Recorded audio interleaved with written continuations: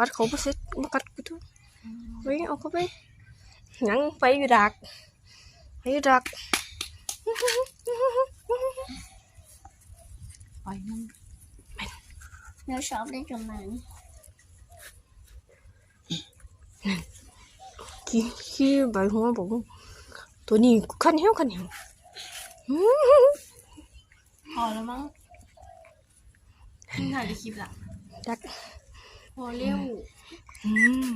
น่ารักจังเลยโอ้มันไปสิจะตายนี่มาเร็วไปเล่นกับมันเร็วฆ่ามันเลยกัดมัน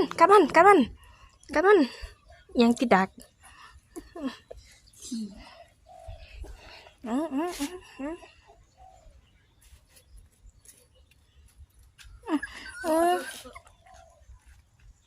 โอ้ตัวดำนี่ไปแล้วกัดมึง